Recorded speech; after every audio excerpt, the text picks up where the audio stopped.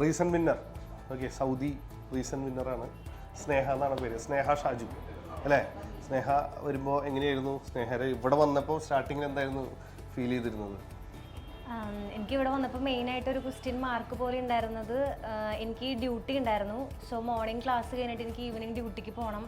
So class work എനിക്ക് എങ്ങനെ ഇത് മാനേജ് ചെയ്യാൻ പറ്റുന്നൊന്നും അറിയണ്ടായിരുന്നില്ല. വലിയൊരു ബേർഡൻ ആവുമോ എന്നുള്ളൊരു ഇതൊക്കെ എനിക്കുണ്ടായിരുന്നു. പക്ഷെ ഇവിടെ വന്നപ്പോൾ ഫസ്റ്റ് ടൈം തന്നെ എനിക്ക് ആ ബേർഡൻ എല്ലാം ഓവർകം ചെയ്യാനായിട്ട് പറ്റി. ഇവിടെ ഉണ്ടായിരുന്ന ട്യൂട്ടേഴ്സ് ആണെങ്കിലും എല്ലാവരും എനിക്ക് വളരെ സപ്പോർട്ടീവും മോട്ടീവും നല്ല കോപ്പറേറ്റീവും ആയിരുന്നു. നമ്മളെ കൊണ്ട് എല്ലാം പഠിപ്പിച്ച് ആ പഠിപ്പിച്ച സാധനത്തിൻ്റെ തന്നെ ക്വസ്റ്റ്യൻസും ആൻസേഴ്സും ക്ലിയർ ഔട്ട് ചെയ്ത് പോകാൻ പറ്റി. സോ എനിക്ക് വീട്ടിൽ വരുമ്പോൾ ജസ്റ്റ് ഒന്ന് റിവൈസിങ് മാത്രം മതിയായിരുന്നു. നമ്മൾ കൂടുതൽ ചെയ്യുന്നത് വെച്ചാൽ ഇവിടെ പഠിക്കുന്ന സാധനം അന്നും തന്നെ ഇവിടെ നിന്ന് തന്നെ പഠിച്ച് കംപ്ലീറ്റ് ചെയ്യാന്നുള്ളൊരു പോളിസിയാണ് ഇവിടെ ഉള്ളത്. അതുകൊണ്ട് വീട്ടിൽ പോയിട്ട് കാര്യമായിട്ട് വർക്കൊന്നും ചെയ്യേണ്ടി വരാറില്ല എന്നാണ് എൻ്റെ പ്രതീക്ഷ. നമ്മളെ ഇവിടെ പഠിച്ച സംഭവം ഇന്ന് തന്നെ പഠിച്ച് തീർത്ത് നമ്മൾ പോവുകയാണെങ്കിൽ വീട്ടിൽ നിന്ന് നിങ്ങൾക്ക് ചെയ്യാം. ക്വസ്റ്റ്യൻസും കാര്യങ്ങളൊക്കെ കൂടുതലായിട്ട് ചെയ്യാം. ക്വസ്റ്റ്യൻസ് ചെയ്യാന്ന് പറഞ്ഞാൽ നിങ്ങൾക്ക് അറിയാലോ, ഒരു സിസ്റ്റത്തിൽ 5 സെറ്റ് ക്വസ്റ്റ്യൻസ് ഉണ്ട്. അത് നിങ്ങൾ വീട്ടിൽ പോയി ചെയ്ത് നല്ല രീതിയിൽ വരികയാണെങ്കിൽ നെക്സ്റ്റ് ഡേ വരുന്ന സിസ്റ്റത്തിൽ അതിൻ്റെ ഒരു റിഫ്ലക്ഷൻ ഡെഫിനറ്റ്ലി ഉണ്ടാവും. അത് വളരെ ഇമ്പോർട്ടൻ്റാണ് കേട്ടോ. അതാണ് എനിക്ക് ഇതിനെക്കുറിച്ച് പറയാനുള്ളത്. പിന്നെ എങ്ങനെയുണ്ടായിരുന്നു ക്ലാസ്സസിനെ കുറിച്ചുള്ള അഭിപ്രായം? ക്ലാസ്സസ് എല്ലാം നല്ലതായിരുന്നു. ഈ വിഷ്വൽ ലേണിങ്ങിൻ്റെ തന്നെ ഒരു ആപ്പ് ഉണ്ട്. അതിൽ തന്നെ നമുക്ക് റെക്കോർഡഡ് ആയിട്ടുള്ള വീഡിയോസും അതുപോലെ തന്നെ ക്ലാസ് നോട്ട്സും ഒരു സിസ്റ്റം വൈസ് ആയിട്ടുള്ള ക്വസ്റ്റ്യൻസും ആൻസേഴ്സും ഉണ്ടായിരുന്നു. സോ നമുക്കെല്ലാം ഈസിലി അപ്രോച്ചബിൾ ആയിരുന്നു. പിന്നെ അതിനേക്കാൾ ഉപരി നമ്മളതിനെ പഠിപ്പിച്ച മാഡംസ് 24/7 അവർക്ക് നമുക്ക് വേണ്ടിയിട്ട് അവൈലബിൾ ആയിരുന്നു. അവരെന്നെ നമുക്ക് ഇങ്ങോട്ട് പറയായിരുന്നു, ജസ്റ്റ് കോളസ് എന്തെങ്കിലും ഉണ്ടെങ്കിൽ വിളിക്കൂ, ഞങ്ങളെ വിളിക്കൂ എന്നിട്ട് ഞങ്ങളങ്ങോട്ട് മോട്ടിവേറ്റ് ചെയ്തുകൊണ്ടിരിക്കുക അവർ ചെയ്തുകൊണ്ടിരുന്നത്. എപ്പോൾ വിളിച്ചാലും അവരുടെ സമയം മാറ്റി വെച്ചിട്ട് അവർ നമുക്ക് വേണ്ടി നന്നായി അവൈലബിൾ ആയിരുന്നു. നമുക്കെല്ലാം ഡൗട്ട്സും നമ്മുടെ ക്ലിയർ ഔട്ട് ചെയ്ത് തന്നിരുന്നു. അതാണ് ഞാൻ പാസ്സാവാനുള്ള ഏറ്റവും വലിയൊരു കാര്യം. റെക്കോർഡഡ് വീഡിയോസ് വളരെ ഇമ്പോർട്ടൻ്റ് ആണ്. ഞാൻ പലപ്പോഴും നമ്മളിപ്പോൾ പല വീഡിയോസിലും പറയാറുണ്ട്, നമ്മൾ പഠിച്ചിറങ്ങി ഓൾമോസ്റ്റ് ഒരു 4 to 5 years ഒക്കെ ആയിട്ടുണ്ടാവും.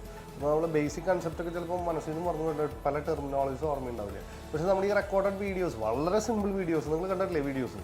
വളരെ സിമ്പിൾ വീഡിയോസ്. അതാണ് 3-4 പ്രാവശ്യം കണ്ടാൽ അതിന് ആ കൺസെപ്റ്റ് എന്ത് ചെയ്യും, നിങ്ങൾക്ക് ഐഡിയ കിട്ടും. ഫോർ എക്സാമ്പിൾ ചിലവരൊക്കെ OT വർക്ക് ചെയ്തവരുണ്ട്. ഈ OT അല്ലെങ്കിൽ മെറ്റേണിറ്റി വാർഡ് അല്ലെങ്കിൽ മെറ്റേണിറ്റി, അവർ ആ ഒരു ഏരിയയിൽ മാത്രം ഫോക്കസ് ചെയ്തിട്ടുണ്ടാവുള്ളൂ. അപ്പോൾ പുറത്തുനിന്നൊരു വേറൊരു ആസ്പെക്റ്റിൽ നിന്നൊരു ക്വസ്റ്റ്യൻ വന്നാൽ പെട്ടെന്ന് ഗ്രാസ്പ് ചെയ്യാൻ പറ്റും. പക്ഷേ ഈ റെക്കോർഡഡ് വീഡിയോസ് ഉണ്ടെങ്കിൽ ദിവസവും നിങ്ങൾ ഈ വീഡിയോസ് കണ്ടുകൊണ്ടിരിക്കുകയാണെങ്കിൽ ഡെഫിനറ്റ്ലി ആ ഒരു കൺസെപ്റ്റായിട്ടൊരു കണക്ട് വരും. പിന്നെ നിങ്ങൾക്ക് അത് റിലേറ്റഡ് ക്വസ്റ്റ്യൻസ് ചെയ്യാൻ ബുദ്ധിമുട്ടുണ്ടാവില്ല കേട്ടോ. ക്വസ്റ്റ്യൻസ് ഒക്കെ എങ്ങനെ പ്രാക്ടീസ് ചെയ്തപ്പോൾ എന്തൊക്കെ ഹർഡിൽസ് ആണ് ഉണ്ടായിരുന്നത്, എങ്ങനെയാണ് ഓവർകം ചെയ്തത്?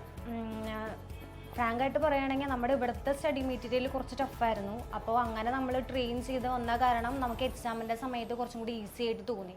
കാരണം നമ്മൾ ഇവിടുത്തെ ടഫായിട്ടുള്ള മെറ്റീരിയൽ നമ്മൾ വർക്കൗട്ട് ചെയ്യുമ്പോൾ നമുക്ക് അവിടെ എത്തിയിട്ട് ആ റാഷണൽ വെച്ചുകൊണ്ട് തന്നെ ഈസി ആയിട്ട് ഒരു ആൻസറിൽ ഫോക്കസ് ചെയ്യാൻ പറ്റുമായിരുന്നു. അതാണ് മെയിനായിട്ട് നമുക്ക് ഇവർ തരുന്ന ഏറ്റവും വലിയൊരു ട്രിക്ക്. അതുകൊണ്ട് തന്നെയാണ് എനിക്ക് ഫസ്റ്റ് അറ്റംപ്റ്റിൽ പാസ്സാവാൻ തന്നെ പറ്റിയതും. പിന്നെ ഓൾമോസ്റ്റ് സിമിലർ പാറ്റേൺസിലുള്ള കുറേ ക്വസ്റ്റ്യൻസ് എനിക്ക് എൻ്റെ എക്സാമിന് വന്നിട്ടുണ്ടായിരുന്നു. അതൊക്കെ എനിക്ക് വളരെയധികം ഹെൽപ്ഫുള്ളായിരുന്നു.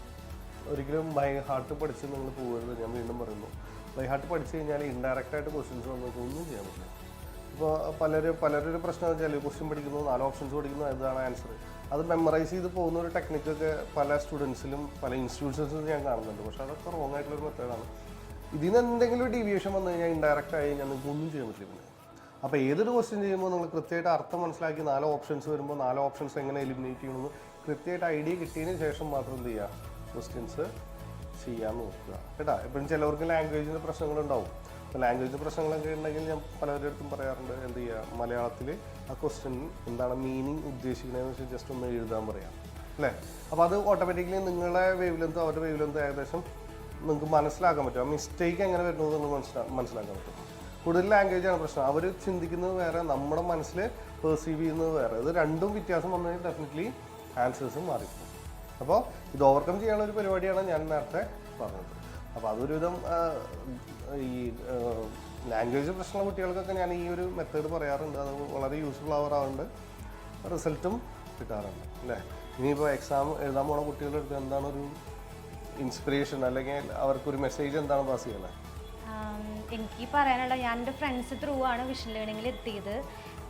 സോ നിങ്ങൾ ഫസ്റ്റ് ടൈം തന്നെ അറ്റംപ്റ്റ് ചെയ്ത് പാസ്സാവണം, എങ്ങനെ കറക്റ്റായിട്ട് ആൻസറിലേക്ക് എത്തണം, വളരെ കോൺഫിഡൻ്റ് ആയിട്ട് അറ്റൻഡ് ചെയ്യണം എന്നൊക്കെ ആഗ്രഹിക്കുന്നുണ്ടെങ്കിൽ I will recommend you all as vision learning ഞാൻ റെക്കമെൻഡ് ചെയ്യുകയാണ്. ബിക്കോസ് ഇവർ നമുക്ക് അത്രയും നമ്മളെക്കാൾ കൂടുതൽ നമുക്ക് എഫേർട്ട് എടുത്തിട്ട് നമുക്ക് എല്ലാ കാര്യങ്ങളും പറഞ്ഞുതരും. സോ ഞാൻ എൻ്റെ എക്സാമിൻ്റെ സമയത്ത് വേറെ ഒന്നും ഞാൻ റെഫർ ചെയ്തിരുന്നില്ല. ഇവർ തന്നെ ട്രെയിനിങ് തന്നിരുന്ന സ്റ്റഡി മെറ്റീരിയൽസും ഇവരുടെ തന്നെ ആ ഒരു ട്രെയിനിങ് ക്ലാസ്സസും മാത്രമേ ഞാൻ ഫോളോ ചെയ്ത് പോയിട്ടുണ്ടായിരുന്നുള്ളൂ. സോ എനിക്ക് പറ്റുമെന്ന് വെച്ച് കഴിഞ്ഞാൽ നിങ്ങൾക്ക് എല്ലാവർക്കും പറ്റും. സോ എല്ലാവരും വിഷൻ ലേണിങ്ങിലേക്ക് വരും. മെയിനായിട്ട് പറയാനുള്ള കാര്യം, മനസ്സിലൊരു വലിയൊരു ആഗ്രഹം ഉണ്ടാവണം. പാസ്സാവണം എന്നുള്ളൊരു ആഗ്രഹം മനസ്സിലുണ്ടെങ്കിൽ ഞങ്ങൾക്ക് നിങ്ങളെ സപ്പോർട്ട് ചെയ്യാൻ പറ്റും കേട്ടാ. നിങ്ങളുടെ ആ തലയിലത്തെ ഒരു ലിഡ് ഉണ്ട്, ആ ലിഡൊന്ന് തുറന്നു തരണം നമുക്ക് എന്തെങ്കിലും ചെയ്യാൻ വേണ്ടിയിട്ട്. നമ്മൾ ഒബ്സ്ട്രക്റ്റഡ് ആയി നിന്ന് കഴിഞ്ഞാൽ നമുക്കൊന്നും ചെയ്യാൻ പറ്റില്ല. ഇൻഹിബിഷൻസ് ഉണ്ടാവും പല കുട്ടികൾക്കും. ഇൻഹിബിഷൻസ് ഒക്കെ പ്രശ്നങ്ങളാണ്. അപ്പോൾ നിങ്ങൾക്ക് അത് ഫുള്ളി എന്ത് ചെയ്യാൻ പറ്റും, നിങ്ങളുടെ ആംഗിളിൽ നിന്ന് വർക്കൗട്ട് ചെയ്യാൻ എന്നുള്ളൊരു മൈൻഡ് സെറ്റ് ഉണ്ടെങ്കിൽ ഡെഫിനറ്റ്ലി നിങ്ങൾക്ക് റിസൾട്ട് കിട്ടും. അപ്പോൾ വൺസ് അഗൈൻ സ്നേഹ, കൺഗ്രാജുലേഷൻസ് കേട്ടാ.